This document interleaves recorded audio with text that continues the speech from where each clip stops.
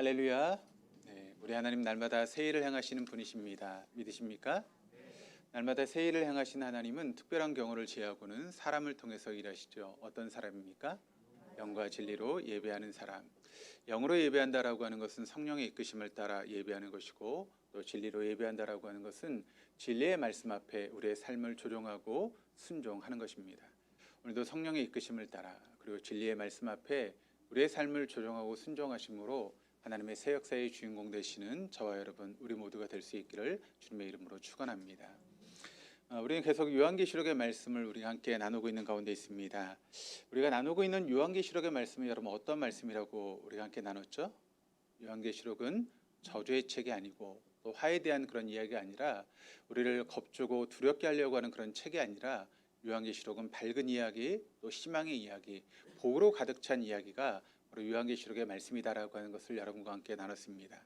그래서 요한계시록은 1장에서 22장까지 7가지 복이 마치 보물찾기 하듯이 숨겨져 있고 그 복을 우리에게 주시는 말씀이 바로 요한계시록의 말씀입니다. 그래서 처음에 복이 있다라고 하는 말씀으로 시작해서 22장에 복이 있다라고 하는 말씀으로 끝나는 복에 대한 그런 말씀이 바로 요한계시록의 말씀이라는 것이죠. 그런데 이 복을 모르는 사람들이 있습니다. 그래서 그 복을 모르는 사람들에게 이런 복이 있다라고 하는 것을 알려주는 것이 바로 저와 여러분이 받은 사명이라는 것이죠. 그래서 요한계시록 6장에서 18장 사이에 이 복을 누리는 사람들이 어떻게 살아가야 되는가, 이 복을 누리고 있는 교회와 또 우리가 어떤 사명을 감당하며 삶을 살아가야 되는가에 대해서 말씀하고 있는 것이 바로 요한계시록의 말씀의 의미입니다. 이런 내용들을 우리가 보고 있습니다. 11장까지의 말씀이 끝이 났고 다음 주에 이제 12장의 말씀으로 이제 넘어가게 될 텐데, 이 11장까지의 말씀이 어떻게 보면 요한계시록 말씀의 핵심 메시지가 들어있다라고 이야기할 수 있습니다. 그리고 이제 12장에서 22장까지의 말씀은 이 핵심적인 말씀을 좀 확대하고 또 이렇게 더 풀어서 설명하고 있는 것이지, 실상은 11장까지의 말씀이 핵심이라고 이야기할 수 있습니다. 그 중에서도 본론인 6장에서 11장 사이에 여러분에게 여러 번 말씀을 드렸지만 그 사이사이에 삽입된 말씀이 있었죠. 그 삽입된 말씀이 하나님께서 우리에게 하고 싶은 그 말씀을 삽입문을 통해서 우리에게 증거하고 이야기를 하고 있다는 것입니다. 그래서 그 삽입된 말씀이 어떤 말씀인지 우리가 알게 되면 마지막 때 우리가 누릴 복이 무엇이고 또 우리가 받은 사명이 무엇인지를 우리가 알 수 있게 되는 것입니다. 오늘은 우리가 이제 함께 나눴던 11장까지의 말씀을 다시 한번 복습하는 그런 시간을 가지려고 합니다. 여러분, 아프리카에 가면 아프리카 사람들이 막 달리기를 한대요. 그러다가 갑자기 딱 멈춘답니다. 왜 멈출까요? 육신은 달려왔는데 영이 따라오지 못하기 때문에 그 영이 올 때까지 기다린다는 것입니다. 그래서 그 영이 육신으로 들어오면 또 막 달린답니다. 그러다 또 쓰고 그런 사람들이 이제 아프리카 사람들인데, 하여튼 우리가 여러분 11장 말씀까지 막 달려왔습니다. 잠깐 쉬면서 11장까지 우리가 나눴던 말씀을 다시 한번 복습하고 또 이제 12장의 말씀으로 넘어가도록 하겠습니다. 우리가 봐왔던 6장에서 이제 11장까지의 말씀을 보시면 7봉인과 7나팔에 대한 그런 이야기가 6장에서 11장까지의 말씀을 통해서 나오고 있고, 그 중간중간에 이제 삽입문이 끼어 있죠. 우리가 지금은 이제 장별로 보았지만 오늘은 사건을 따로 떼어서 정리해보고 그 안에 담겨있는 의미가 무엇인가를 함께 말씀을 통해서 나누는 그런 시간을 갖도록 하겠습니다. 먼저 7봉인과 7나팔의 이야기가 쭉 순서대로 나오고 있는데, 살펴보면 우리가 보았던 요한계시록 6장에는 7개의 여러분 그 봉인 중에서 6개의 봉인을 떼는 그런 이야기가 6장 말씀을 통해 나오고 있습니다. 간단하게 하나씩 살펴보면 먼저 처음에 4개의 봉인을 떼는 그런 말씀이 나오고 있는데, 먼저 1절, 2절 첫 번째 봉인을 뗄 때 이제 어떤 말이 등장하고 있는가 하면 신말이 등장합니다. 그런데 이 신말이라고 하는 것은 전쟁을 상징한다라고 말씀을 드렸고, 3절, 4절에 이제 두 번째 봉인을 뺄 때는 붉은 말이 등장하는데 이것은 내란을 상징한다. 그리고 5절, 6절 말씀을 통해 세 번째 봉인을 뗄 때 검은 말이 등장하고 있는데 이것은 기근을 상징한다. 그리고 7절, 8절 네 번째 봉인을 뗄 때 청황색의 말이 등장하는 이것은 사망을 상징한다라고 말씀을 드렸습니다. 그러니까 이제 이 네 개의 말이 등장하는 것은 하나님의 심판으로 인해서 우리가 살고 있는 이 피조 세계가 이제 어떤 파괴되어지고 또 하나님의 심판 가운데 머무르게 있게 된다라고 하는 것을 우리가 가르치고 있는 그런 내용입니다.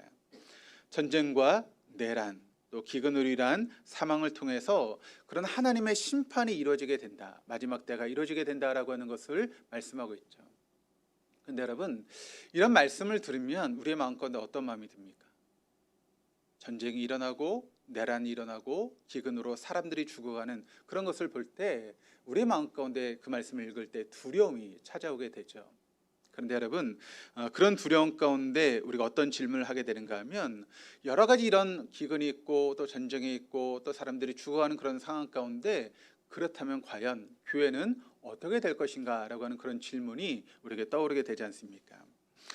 다섯 번째 재앙 속에 그 답이 들어있는데, 교회 공동체는 이런 여러분 마지막 시대 가운데 순교자가 생기게 된다라고 하는 것을 이야기를 하고 있습니다.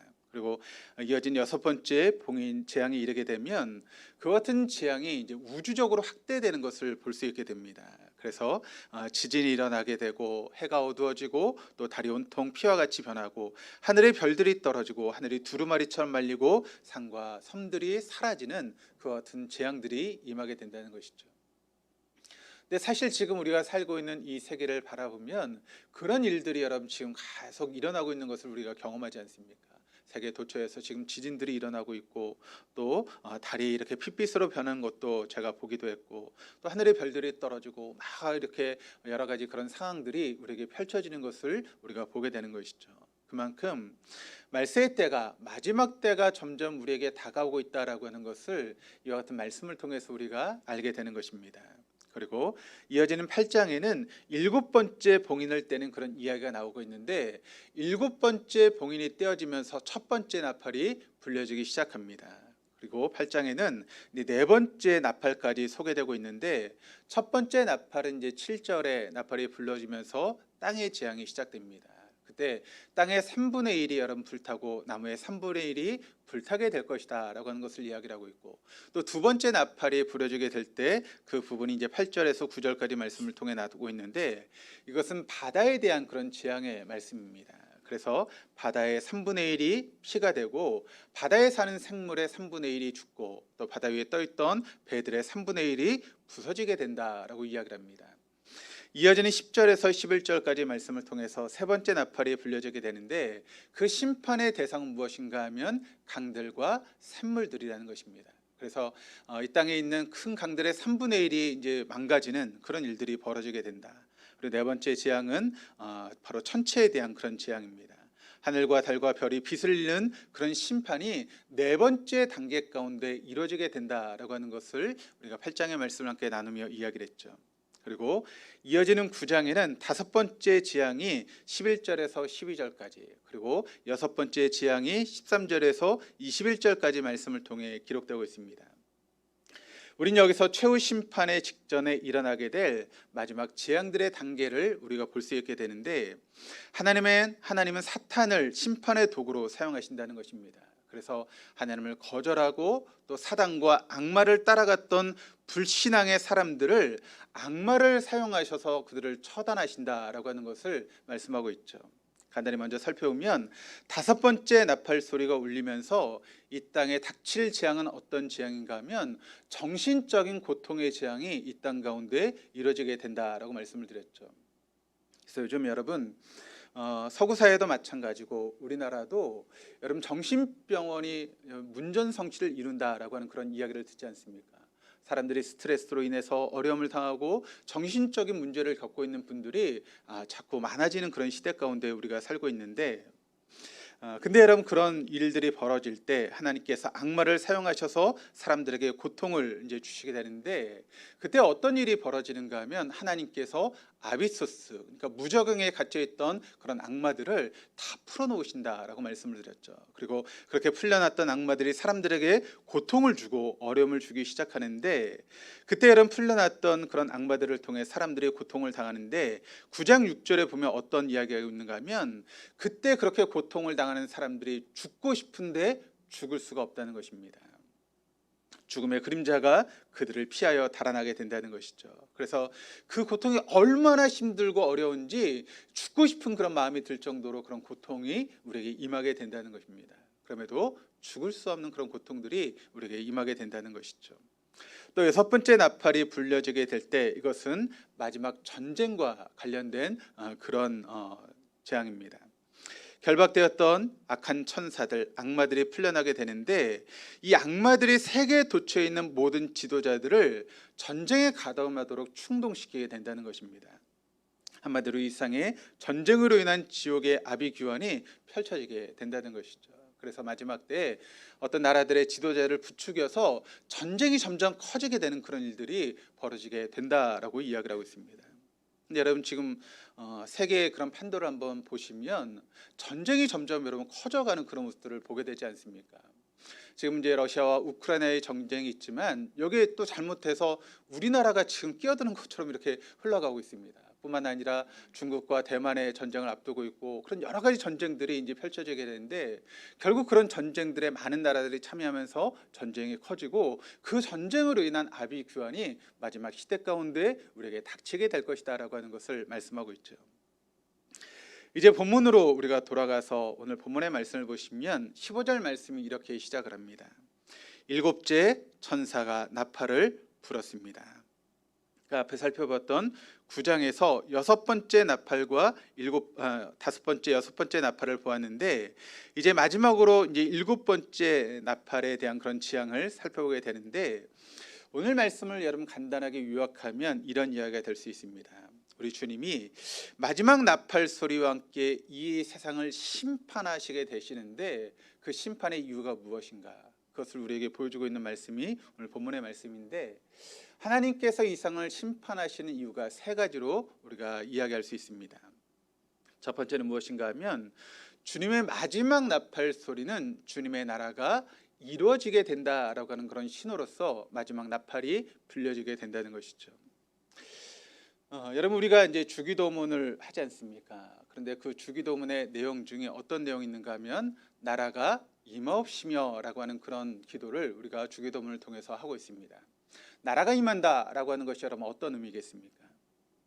하나님이 이 어두운 세상, 이 악한 세상, 이 부조리한 세상을 하나님의 그런 왕권으로 하나님의 능력으로 통치해 달라라고 하는 그런 의미로서 우리가 하나님의 나라가 임하게 해달라고 하는 그런 기도를 주기도문을 통해서 하지 않습니까? 여러분 역사가 어두워질수록 또 세상의 부조리가 만연해질수록 또 성도들이 핍박을 받을 때일수록 우리가 간절한 마음으로 하나님의 나라가 이루어지게 해달라고 그렇게 기도했던 우리 믿음의 선조들의 그런 모습이 있습니다. 그런데 주님이 가르쳐 주신 그 기도의 내용대로 드디어 하나님의 나라가 마지막 때에 이 땅 가운데 이루어지게 된다라고 하는 것을 말씀하고 있죠. 하나님의 나라가 이 땅에 실현되는 순간이 되었음을 선포하는 놀라운 음성이 울려 퍼지게 되는데 우리 15절의 말씀을 한번 같이 한번 읽어보시겠습니다. 우리 화면을 보시면서 같이 읽겠습니다. 일곱째 천사가 나팔을 불었습니다. 그때 하늘에서 큰 소리가 났습니다. 상 나라는 우리 주님의 것이 되고 그리스도의 것이 되었다. 주님께서 영원히 다스리실 것이다. 자, 하나님의 나라가 실현될 때가 왔음을 선포하는 놀라운 음성이 이제 들리게 되죠. 그런데 그때 하나님 앞에서 자기 보좌 앉아 있었던 24장로들이 엎드려서 고백하는 그런 고백이 17절의 말씀을 통해 기록되고 있는데 우리 한번 같이 한번 읽어보시겠습니다. 말하였습니다. 지금도 계시고 전에도 계셨던 전능하신 분 주 하나님 감사합니다. 주님께서는 그 크신 권능을 잡으셔서 다스리기 시작하셨습니다. 지금까지는 인간의 죄로 인해서 여러분 누가 세상을 다스렸습니까? 사단이 왕노릇하는 그런 세상이죠. 그래서 이 세상 가운데는 부조리가 판을 치는 그런 세상이었고 여러분 정의가 없는 그런 세상으로 우리가 삶을 살고 있다는 것입니다. 그런데 마지막 나팔 소리와 함께 주님이 크신 권능으로 이 땅을 다스리시는 그 같은 놀라운 역사가 마지막 때에 이루어지게 된다는 것이죠. 그래서 하나님의 다스리심이 그 마지막 나팔과 함께 하나님의 다스리심이 시작되게 된다라고 이야기를 합니다. 그리고 두 번째는 무엇인가 하면 마지막 나팔이라고 하는 것은 그때 소리가 들려질 때 모든 불신자들의 심판을 알리는 그런 신호로서 마지막 나팔이 불려지게 된다는 것입니다. 우리 18절 말씀을 같이 또 읽어보시겠습니다. 문 민족이 이것에 붕괴하였으나 오히려 그들이 주님의 진노를 샀습니다. 이제는 죽은 사람들의 심판을 받을 때가 왔습니다. 주님의 종 예언자들과 성도들과 작은 사람이든 큰 사람이든 주님 이름을 두려워하는 사람들에게는 상급을 주실 때가 왔습니다. 땅을 망하게 하는 자들을 멸망시킬 때가 왔습니다. 그러니까 하나님을 믿지 않고 하나님의 구원의 손길을 거절했던 모든 사람들을 심판하기 위해서 하나님의 마지막 나팔이 불려지게 된다라고 이야기를 하고 있는 것이죠. 그때 주의 진노가 임할 것이고 주님의 심판이 시작되게 된다라고 하는 것을 분명하게 우리에게 보여주고 있습니다. 그런데 여기 말씀을 보시면 어떤 말씀이 있는가 하면 죽은 사람의 심판을 받는다라고 하는 그 같은 선언이 나오고 있는데, 이 죽은 사람의 심판을 받는다라고 하는 이 말씀이 우리에게 굉장히 중요한 것을 알려주고 있습니다. 그것은 무엇인가 하면 우선 죽음이 여러분 끝이 아니다라고 하는 것을 우리에게 말씀하고 있죠. 죽은 사람이 심판을 받는다. 만약 죽음으로 모든 것이 끝나버린다면 여러분 죽음 후에 심판이 필요 있습니까? 심판이 필요 없죠. 죽음으로 모든 것이 죽음으로 끝나버렸으니까 그때 상급이고 심판이고 필요 없는 것 아니겠습니까? 그런데 죽은 사람이 심판을 받는다라고 하는 것은 무슨 의미입니까? 죽음 이후에 분명한 심판이 있다라고 하는 것을 우리에게 보여주는 그런 말씀입니다. 그러니까 성경에도 우리에게 분명하게 말씀하고 있죠. 한 번 죽는 것은 사람에게 정해진 것입니다. 그러나 그 후에는 뭐가 있다고요? 심판이 있습니다 라고 이야기를 하고 있습니다. 그러니까 우리가 죽음으로 끝이 아니라는 거예요. 이 땅에서 우리가 죽음을 맞았다, 그것으로 끝이 아니라는 것이죠. 죽음 위에 여러분 하나님의 심판이 있고 상급이 있다라고 하는 것을 우리에게 말씀하고 있습니다. 그러므로 죽음이라고 하는 것은 우리 육신의 그런 끝이지 우리의 영은 죽는 것이 아닙니다. 영혼은 죽지 않는 것이죠. 그래서 어떻게 됩니까? 제가 여러분에게 말씀을 드렸지만 우리가 이미 아는 것처럼 불신자들은 어디서 잠자한다고요? 음부에서 잠자다가 마지막 심판의 때 이제 어디로 떨어집니까? 지옥으로 떨어지게 됩니다. 우리 믿는 사람들은 어디서 잠잔다고요? 낙원에서 잠자다가 마지막 그 하나님의 나팔 소리와 함께 어디로 들려 올라가요? 천국으로 들려 올라가게 된다. 그러니까 심판은 철저하게 불신자들을 대상으로 이루어지게 된다는 것입니다. 그래서 죽음 위에 그렇게 음부에서 잠자던 사람들이 마지막 나팔 소리와 함께 하나님의 심판을 받고 영원한 지옥불에 떨어지게 된다는 것이죠. 그것이 바로 하나님의 심판입니다. 그런데 하나님의 백성들은 그런 심판에 대해서 걱정할 필요가 없다는 것입니다. 그래서 요한복음 5장 24절이 이렇게 우리에게 증거합니다. 내가 진정으로 너희에게 말한다. 내 말을 듣고 또 나를 보내신 분을 믿는 사람은 영원한 생명을 가지고 있고 심판을 받지 않는다. 그는 죽음에서 생명으로 옮겨갔다. 그러니까 여러분 우리가 오늘 본문의 18절의 말씀처럼 심판은 구원을 받지 못한 사람들, 하나님의 구원 밖에 있는 사람들에게만 임하는 것이지 구원 안에 있는 우리에게는 결코 하나님의 심판이 임할 수 없다라고 하는 것을 우리에게 분명하게 이야기를 하고 있습니다. 그리고 마지막 오늘 본문 말씀을 통해서 우리가 알 수 있게 되는 세 번째는 무엇인가 하면 마지막 하나님의 나팔 소리는 하나님의 백성들, 그러니까 하나님의 구원 안에 있는 하나님의 백성들에게 상급을 주기 위한 나팔 소리로 울려지게 된다는 것입니다. 18절 중간에 보니까 이런 이야기가 있습니다. 주님의 종 예언자들과 성도들과 작은 사람이든 큰 사람이든 주님 이름을 두려워하는 사람들에게 상급을 주실 때가 왔습니다. 그러니까 주님을 믿고 주님을 따르는 사람들에게 상급을 준다라고 하는 것을 이야기를 하고 있는데, 여기 주님이 특별히 기억하시는 사람들이 있죠. 바로 예언자들과 성도들 가운데 주의 부르심을 받고 그리고 보내심을 받아서 주님이 줄로 지어준 구역에서 열심히 복음을 증거하고 영혼 구원을 위해서 애를 쓰는 그 사람들에게 바로 하나님께서 상급을 주실 것이다 라고 하는 것을 우리에게 이야기를 하고 있습니다. 그래서 여러분들이 주의 복음을 증거하기 위해서 믿지 않는 사람들에게 복음을 증거하고 그들이 영혼 구원을 얻을 수 있도록 복음을 증거하는 그 사람들에게 하나님께서 분명하게 상급을 약속하고 있습니다. 복음을 증거하는 것이 여러분 쉬운 일이 아니죠. 죽어가는 영혼들을 살리는 것은 정말 어려운 일입니다. 너무나 고통스럽고 때론 자존심이 상하는 그런 일임에도 불구하고 그런 일에 헌신하는 사람들에게 하나님은 결코 그냥 내버려 두지 않는다는 것입니다. 그들에게 분명한 상급을 주시겠다라고 하는 것을 우리에게 약속하고 있는 것입니다. 그러면 여기에 의도적으로 삽입된 말씀을 통해서 주님께서 진짜 하고 싶은 말씀을 기록을 하고 있는데 7장부터 우리가 다시 한번 살펴보면 7장은 6번째 인과 7번째 인 사이에 대한 그런 관한 기록의 말씀인데 마지막 7번째 인이 남아있는데 그것은 바로 마지막 환난의 때라는 것입니다. 요한계시록 7장 말씀은 마지막 시대를 앞두고 있는 하나님의 성도들에게 보여주시고 있는 그런 비전이죠. 그러니까 마지막 심판의 때를 앞두고 하나님의 성도들에게 보여주신 비전, 또 보여주신 환상, 보여주신 계시가 무엇입니까?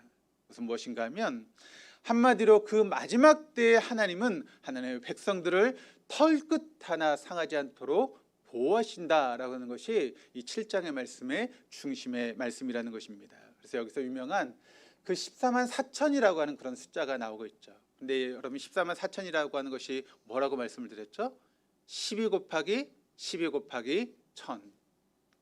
앞에 나오는 10이라고 하는 것은 어떤 의미가 있는 말씀인가 하면 구약의 완전수, 그것이 바로 12입니다. 또 뒤에 나오는 12는 바로 신약의 완전수, 그리고 1000이라고 하는 것은 많다라고 하는 그런 뜻이고 혹은 군대의 숫자로 쓰여지는 것이 바로 1000이라고 하는 그 단어의 의미입니다. 그러므로 여기 이제 14만 4천이라고 하는 것은 이제 어떤 의미를 가지고 있는 건가 하면 마지막 때에 복음을 들고 전투하고 있는 하나님의 백성들, 그것이 바로 14만 4천의 의미입니다. 그래서 이것을 실제 숫자로 14만 4천 안에 들어와야 된다라고 하는 그런 의미로서 이제 이야기하고 있는 이단들은 이 말의 진정한 의미를 모르는 것이죠. 그러니까 그 숫자만 보고 내가 14만 4천 안에 들어와야 된다라고 미혹하는 그런 이단들에 우리가 이런 의미를 알면 빠지지 않게 되는 것이죠. 그러니까 마지막 때에 하나님이 복음을 들고 영적 싸움을 싸워나가는 그런 공동체를 선택하신다는 것입니다. 그리고 그들의 이마에 도장을 찍는다라고 말씀하고 있죠. 그래서 제가 설명을 드렸죠. 도장의 의미가 여러분 어떤 의미라 그랬죠? 우리가 무언가에 도장을 찍는다는 것은 그것은 내 것이다. 내 것이 되었을 때 우리가 도장을 찍지 않습니까? 그리고 또 어느 때 도장을 찍죠? 내가 이것을 보증한다. 그럴 때 도장을 찍죠. 그러니까 우리의 이마에 도장을 찍었다는 것은 여러분 어떤 의미가 있습니까? 우린 누구의 것이라고요? 하나님의 것이 되었다는 것입니다. 우리를 누가 책임지신다고요? 하나님께서 보증하시고 책임지신다. 하나님께서 여러분 자신의 백성들을 특별히 보호하시는 이유가 무엇 때문에 보호하실까요? 우리를 쓰시기 위해서, 바로 우리가 하나님의 복음을 증거하는 그런 하나님의 도구로 쓰시기 위해서 우리를 보호하시고 우리를 인도하시고 계시다는 것입니다. 그래서 하나님의 쓰임을 받는 사람들을 우리가 하나님의 종이라고 그렇게 이야기를 합니다. 우리가 하나님의 종하면 여러분 우리가 어떤 생각을 가지고 있죠? 목회자들, 그런 생각 있지 않습니까? 목회자만 하나님의 종입니까? 아니에요. 하나님께 쓰임받는 모든 사람들이 바로 하나님의 종입니다. 그리고 하나님은 어떤 시대든지 그런 하나님의 종을 남겨두고 그들을 통해서 일하시는 분이시죠. 구약시대에 여러분 가장 악한 그런 왕을 꼽으라고 하면 누구를 꼽습니까? 아합이라고 하는 그런 왕을 꼽습니다. 그런데 그 아합의 시대에도 하나님은 어떤 사람을 남겨뒀습니까? 바알에게 무릎을 꿇지 않은 7,000명의 사람들을 남겨두시고 그들을 통해서 하나님의 역사를 이루어 가십니다. 그러면 하나님은 어느 시대든지 이런 남은 자를 통해서 하나님의 일을 이루어 가시는 분이 우리 하나님이시죠. 지금도 마찬가지입니다. 하나님은 지금도 하나님의 남겨진 자, 하나님의 종들을 통해서 하나님의 역사를 지금도 이루어 가시는 줄 믿습니다. 저는 그 일에 우리 동독의 모든 교우들이 쓰임받기를 주님의 이름으로 축원합니다. 여러분들이 이 마지막 시대에 하나님의 종으로서 하나님의 남은 자로서 귀하게 쓰임받을 수 있는 우리 동독의 모든 교우들 다 될 수 있기를 주님의 이름으로 축원합니다. 10장에서 천사가 선포합니다. 내가 얼마 남지 않았다. 7째 천사가 부르려고 하는 나팔 소리가 나는 날에는 하나님께서 하나님의 종 예언자들에게 전하여 주신 대로 하나님의 비밀이 이루어질 것이다. 이제 곧 7째 나팔이 울려 퍼질 것이고 그때는 더 이상 자비라는 것을 찾아볼 수 없는 최종적인 심판이 우리에게 이루어지게 된다는 것입니다. 이런데 이렇게 무서운 심판이 세상에 임할 것이다라고 하는 것을 우리에게 말씀하고 있는데, 이 말씀은 여러분 반대로 우리에게 어떤 의미가 있습니까? 우리가 복음을 증거할 수 있는 시간들이 얼마 남지 않았다라고 하는 것을 우리에게 알려주는 것이죠. 그러므로 여러분, 이것이 얼마나 긴박한 말씀인지 우리가 알아야 된다는 것입니다. 우리에게 사랑하는 사람들이 있죠. 가족이 있고 친척이 있고 친구가 있고 우리 주변에 사람들이 있습니다. 그런데 아직도 하나님을 알지 못하는, 하나님의 구원의 계획 안에 들어오지 않았던 우리의 가족들, 우리의 친구들, 우리의 친족들에게 그 시간이 얼마 남지 않았다는 거예요. 그럼 우리가 어떻게 해야 됩니까? 그들에게 복음을 증거해야죠. 그래서 그들이 하나님의 구원의 계획 안에 들어올 수 있도록 그 같은 시간이 얼마 남지 않았다라고 하는 것을 우리에게 긴박하게 지금 알려주고 있다는 것입니다. 그래서 10장의 전반부는 사도 요한은 하나님이 보여주는 환상을 관찰자의 입장에서 바라보고 있었습니다. 그런데 후반부로 갈수록 이제는 관찰자가 아니라 어떤 입장에서 지금 사도 바울이 이 말씀을 대하고 있는가 하면 참여자의 입장에서 이 말씀을 지금 받고 있는 것이죠. 그런 사도 요한에게 두 가지의 명령이 떨어집니다. 첫 번째 명령은 어떤 명령입니까? 작은 두루마리 책을 받아 먹으라. 그래서 사도 요한이 그럼 그 두루마리 책을 받아 먹게 되었을 때 어떤 일이 벌어졌죠? 그것이 입에는 꿀처럼 달았지만 속으로 들어오니까 어떻게 됐다고요? 쓰라리게 되었다라고 말씀을 드렸습니다. 또 이 말씀의 의미가 뭐라고 말씀을 드렸습니까? 이것은 말씀을 받을 때 달콤함이 있다는 것입니다. 즐거움이 있다는 것입니다. 그런데 그 말씀대로 실천할 때는 여러분 어떻습니까? 달기만 한 것이 아니라 우리에게 쓰라리게 다가오게 된다는 것. 여러분, 우리가 말씀을 읽고 또 말씀을 배울 때 그 말씀이 주는 은혜가 있지 않습니까? 그럼 어떻죠? 그 말씀을 깨달을 때 즐거움이 있습니다. 정말 은혜스러운 말씀이야. 정말 하나님께서 나를 이렇게 사랑하셔라고 하는 그와 같은 은혜가 우리에게 있지 않습니까? 그런데 그 말씀을 실천할 때 여러분, 말씀을 실천하는 것이 쉽습니까? 어렵습니까? 어렵죠. 그래서 그것이 우리 뱃속으로 들어갈 때는 쓰게 된다는 것입니다. 그러므로 여러분, 우리가 믿음으로 살아간다라고 하는 것은 달콤함과 쓰라림, 그리고 기쁨과 부담이 반복되는 것. 그래서 여러분, 우리가 신앙생활할 때 항상 즐거울 수만은 없습니다. 즐거운 때가 있지만 고통의 시간이 있습니다. 우리가 신앙생활할 때 여러분, 기쁨이 있지만 때로는 말할 수 없는 부담감이 우리에게 있다는 것이죠. 근데 그것이 반복되면서 우리의 삶이 흘러가게 된다는 것입니다. 그리고 두 번째 명령이 떨어집니다. 네가 다시 예언을 해야 된다라고 하는 그런 두 번째 명령이 떨어집니다. 사실은 이 말씀은 이제 주님이 사도 요한에게 결연한 의지를 보여주고 있죠. 아무리 고난이 있어도 주의 복음을 들고 다시 성으로 나아가야 된다. 이것이 바로 오늘 본문의 말씀이 우리에게 주고 있는 결론입니다. 이 당시 이 말씀이 선포될 때의 상황을 여러분에게 말씀을 드렸죠. 이 말씀이 기록되고 있을 때 그 당시 상황은 교회가 최고의 핍박을 당하고 있는 그런 시간이었습니다. 복음 때문에 사자의 밥이 되고 복음 때문에 십자가에 죽고 복음 때문에 자신의 모든 것을 버려야 되는 그런 상황 가운데 어려움을 당하고 있던 그런 성도들이었습니다. 그런 성도들에게 정말 필요한 것은 무엇인가 하면 위로의 말씀입니다. 소망의 말씀이죠. 너희가 그렇게 어려운 가운데 내가 그래도 너희와 함께하고 있어. 이런 위로의 말씀, 이런 소망의 말씀이 주어져야 되는데 지금 그들에게 주어지고 있는 말씀은 어떤 말씀인가 하면 다시 예언의 말씀을 증거해야 된다. 그 말은 나를 핍박하고 있는 그 세상 속으로 너희가 다시 나아가야 한다는 것입니다. 죽음을 향해서 너희가 다시 나아가야 된다라고 하는 그런 말씀을 주님께서 하고 있는 것이죠. 여러분, 근데 그들이 다시 복음을 들고 나아가게 될 때 무슨 고난입니까? 11절의 말씀의 키워드는 이제 세계의 두 증인에 대한 그런 이야기를 하고 있는데, 두 증인이라고 하는 것은 이제 교회를 상징한다라고 말씀을 드렸죠. 근데 그때 42달과 사흘 반이라고 하는 키워드가 있다라고 말씀을 드렸는데, 이 42달이라고 하는 것은 교회가 큰 어려움을 당하는 일반적인 때를 의미하고 있고, 사흘 반이라고 하는 것은 정말 마지막 시기에 극심한 어려움과 핍박이 찾아오는 그런 때가 바로 사흘 반, 짧은 기간 동안 우리 믿는 성도들에게 주어진다라고 하는 것을 말씀을 드렸습니다. 그렇다면 주님께서 여러분 이 말씀을 통해서 정말 우리에게 하고 싶은 그런 말씀은 어떤 말씀일까요? 교회는 지금 핍박 속에서 복음을 증거해 왔습니다.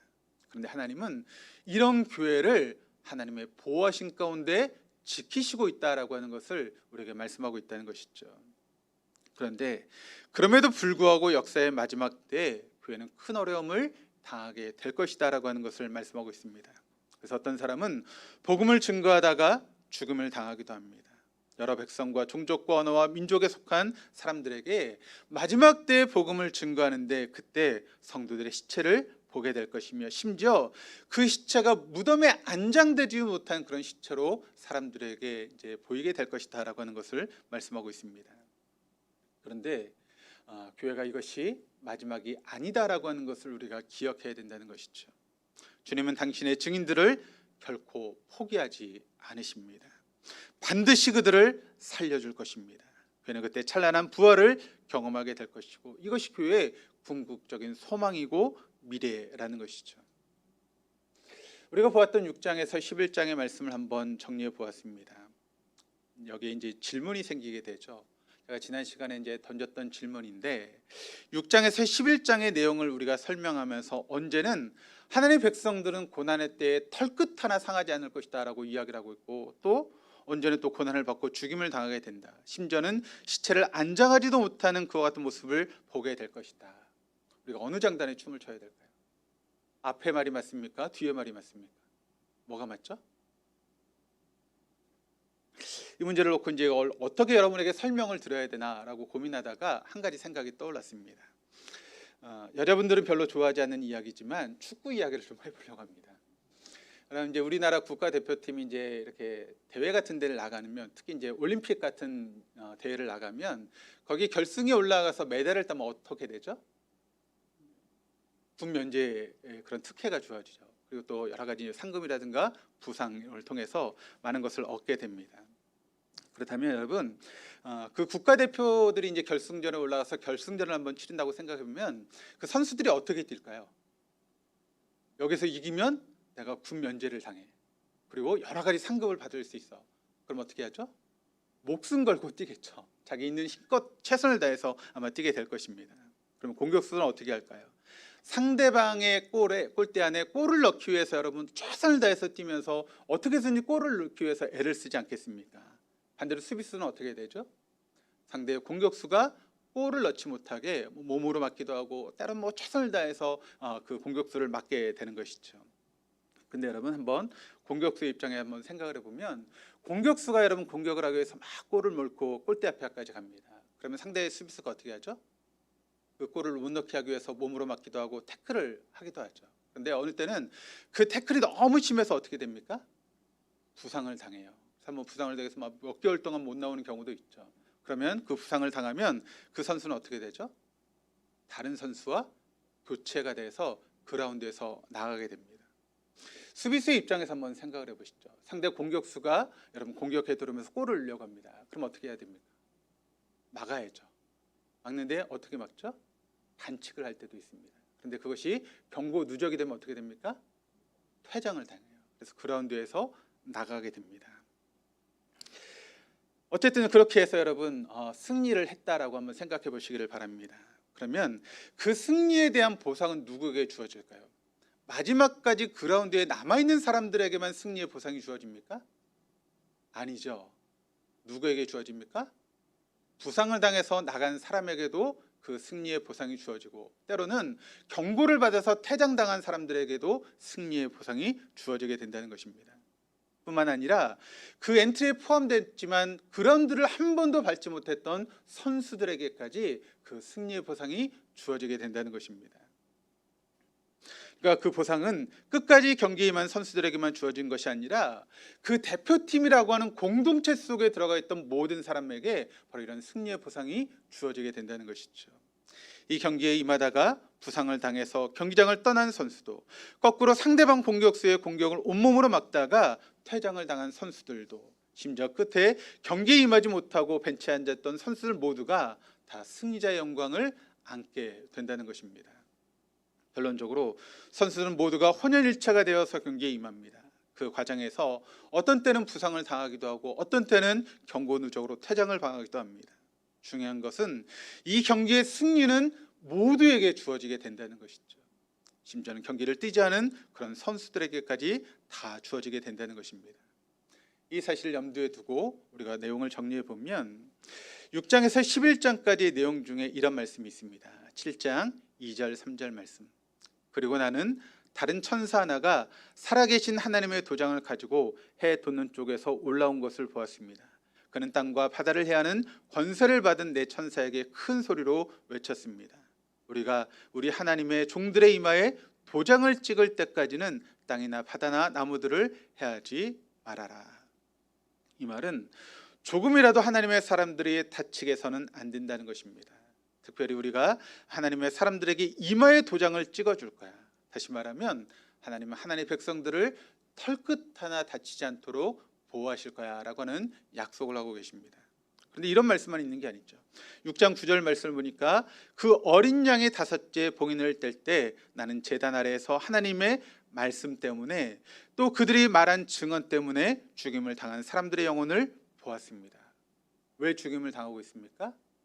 복음 때문에. 그들이 복음을 증거하다가 죽임을 당한 영혼들을 보았다.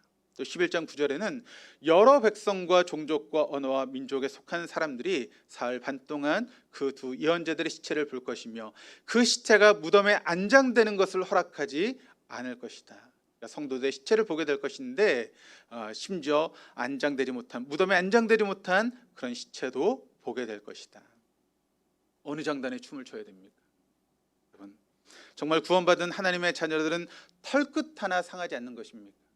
아니면 사단의 왕노릇하는 세상에 믿음을 지키다가 순교를 당하게 되는 것입니까? 뭐가 맞죠? 사실 이 질문은 어리석은 질문입니다. 둘 중에 하나 뭘 고르라고 하는 것은 잘못된 것입니다. 둘 다 정답이죠. 어떤 사람들은 주님이 오실 때까지 믿음을 열심히 지키다가 그럼에도 불구하고 털끝 하나 상하지 않고 주님이 오시는 것을 보는 사람들이 있을 것입니다. 어떤 사람들은 교회 위기 앞에서 온몸으로 내던져서 믿음을 지키다가 장렬히 순교하는 사람들도 있을 수 있다는 것입니다. 그러나 정말 중요한 것은 최후 승리는 여러분 누구의 것입니까? 우리 모두의 것이라는 것이죠. 털끝 하나 상하지 않는 사람도 최후 승리자이고 때로는 순교를 당하는 사람도 최후 승자로서 하나님의 놀라운 상급을 얻게 될 것이다. 이것이 바로 요한계시록이 우리에게 증거하는 내용입니다. 교회는 믿음의 공동체입니다. 한마디로 최후 승리는 구원받은 우리 모두의 것이다 라고 하는 것을 우리에게 말씀하고 있죠. 그렇습니다. 여기 앉아있는 우리 모두에게 하나님께서는 최후 승리를 주실 것입니다. 그리고 경기가 끝난 후에 각자의 승리에 기한 정도에 따라서 보상이 따라오듯이 마지막 때 우리가 행한 그 모습을 통해서 하나님의 상급을 받게 되는 것이죠.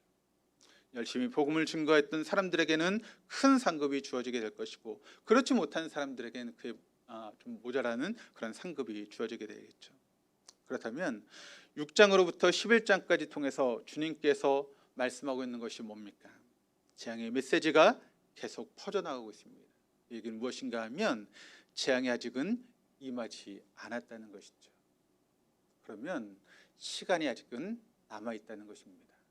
사랑하는 우리 가족들에게, 내 친구들에게, 내 사랑하는 주변의 사람들에게 하나님의 구원의 계획 안에 들어올 수 있는 그런 시간들이 아직은 남아있다. 그리고 우리가 그들에게 복음을 증거하는 그런 사명이 우리에게 주어졌다라고 하는 것을 우리가 잊지 않고 기억하며 복음을 증거하는 삶을 살아가야 한다는 것입니다. 그것이 바로 우리가 받아야 될 최고의 사명이고 최고의 복이라는 것이죠. 한 가지 이야기를 하고 말씀 마치겠습니다. 오래전에 있었던 이야기인데 아프리카에서 열심히 선교했던 선교사 한 분이 계셨습니다.